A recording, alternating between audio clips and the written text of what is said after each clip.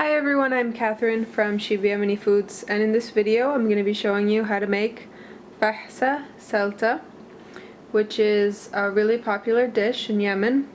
And the first thing that you need to do is to make the hulba, it's called. It's fenugreek, ground fenugreek. And it looks like this. A subscriber actually was nice enough to send this to me from Yemen. And to be honest, that's the only one that really works. I don't know what's different about it, but I've also tried the Indian one, the one you get at Indian stores, and it doesn't work, although it looks the same, so I don't know what the special thing is exactly, but I'm going to be using this one. Like I said, it's from Yemen, and it will work really well in the recipe today. And all you need to do for the first step is this needs to soak for a couple hours, sometimes only half an hour, but I'm going to put in, just sprinkle 1 or 2 teaspoons of this. Depends on how many people, how much you're going to make, okay? And a little bit goes a long way. Okay, so the next step is to actually make the base of the saltah, and that's today I'm going to be making a meat base. And usually how it's done is in Yemen is the easiest way is usually for lunch. There's already a lot of dishes being prepared, like tabikh, vegetables, like a cooked vegetables, rice, and like a meat in a broth. So basically what they do is they just take a little bit of each of those dishes. So they take some of the meat that's already cooked, and they'll use it in the saltah, and some of the vegetables, and they'll mix it together with a little bit of rice, maybe an egg, okay? And then so that's a little bit less work if you're making so many dishes. And I'm going to be doing it a little bit different way today, but if you want those other recipes, I'm going to write them in the link below the video, so they're all there, and you can find out more if you want to. So right now what I'm going to do is 2 things. First, I'm going to make cook this meat in a broth, okay, in water, so it cooks fully and makes a nice broth and gets nice and soft. And I'm going to do that with this potatoes, okay? So you can also use other vegetables too, like I said, check out the other videos. It's really common to use okra. Okra makes a nice addition to the saltah, or eggplant, and also squash, like green zucchini squash. So those are all common things, but use what you have on hand.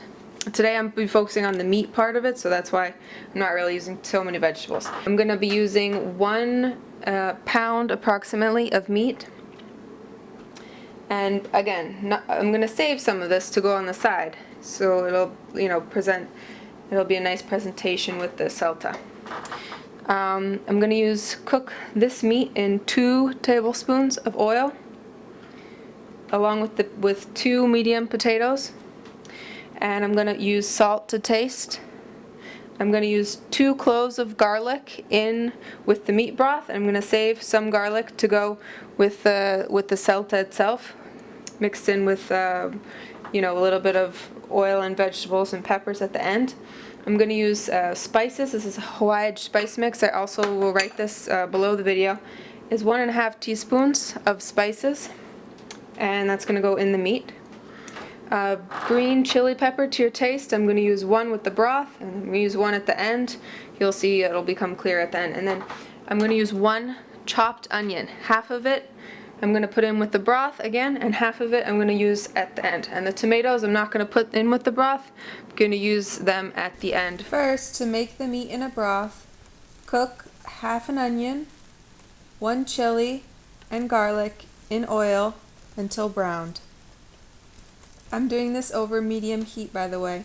Then you need to add in the meat and brown it for about 5 to 10 minutes. Add in the spices and salt to taste. Then add in the potatoes and add enough water to cover the meat. Then cook over medium-high heat until the meat is soft. If you're using a pressure cooker, this should be done in about 20 minutes or less. If you're using a regular pot, it might take about an hour. In the meantime, I'm going to prepare the cushion. And to do that, I need 1 tablespoon of oil, the other half of the onion, 2 cloves of garlic, and 1 chili pepper again, and brown this on medium heat for about 5 to 10 minutes. Then add in 1 chopped tomato. You could also use canned tomato sauce if you like. Spices and salt to taste.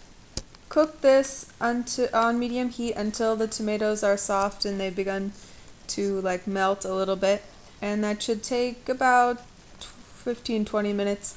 Make sure it doesn't burn. You can add a little water to it if you need to.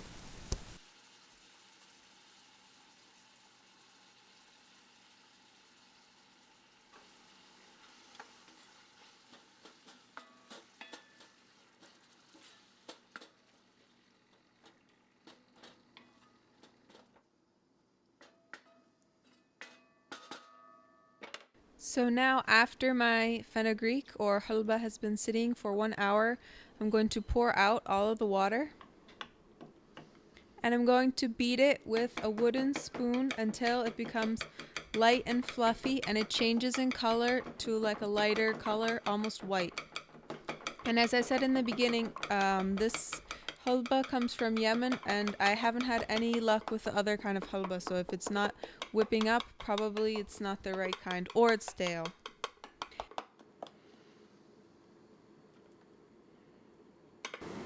Okay, so now to make the fenugreek dip, the ingredients which I need are, of course, I already have my fenugreek, which has been sitting. I'm going to make a mixture in the blender. You could do it in a blender, you could do it by hand. If you do it by hand, it actually tastes a little bit better using a mortar and pestle, but it's up to you if you have the time to do that. What they usually use in Yemen is called or Chinese chives, and they look like regular chives, but they're flatter. So these are regular chives because they don't have Chinese chives around here, but regular chives are round and Chinese chives are flat. So if you live near a Chinatown or an Asian market, and you might be able to find them, that would be great. That I'm going to use these just regular chives. Sometimes I use a green bell pepper. Some people use green onions. I think it's a little bit too strong of a taste, but that's up to you if you want to use that. Or you can also use parsley or cilantro, or do a mix of any of those that you have on hand. Now I'm also going to use 2 cloves of garlic, green spicy pepper to your taste.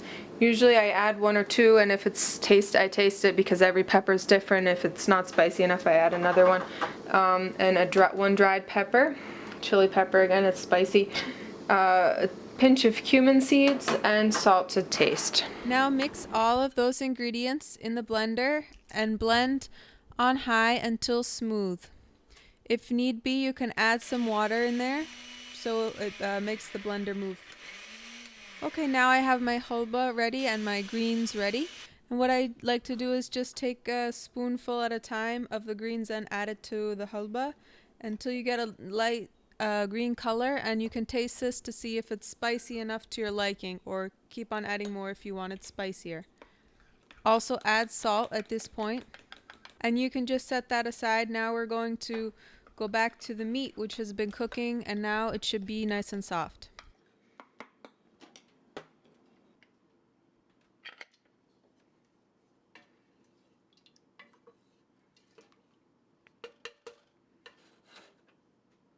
I'm using a nice clay stone pot here, which can be heated up, and it's going to be nice for serving also. So I'm going to take the meat and spoon it into the clay pot. Just as much meat as you like, it could be more or less. And break it up with a fork. It should break up really easy because, like I said, it should be soft. Then add in your potatoes and break up the potatoes to the size you like, either larger or smaller. That's up to you. Then I'm going to add in the tomato mixture, which is already ready. And if you have rice ready, you can also add in a teaspoon or 2 teaspoons of cooked rice. It has to be cooked.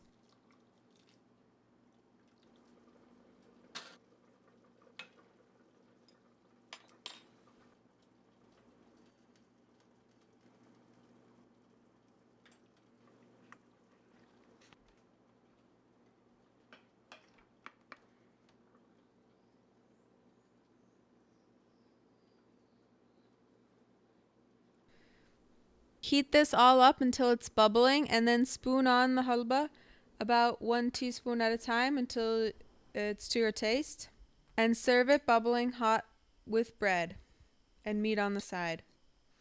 I'm Catherine. Thanks for watching my video on how to make Fahsa Saltah. If you're interested in more videos, you can check out my channel, Yemeni Food, and find me on Facebook.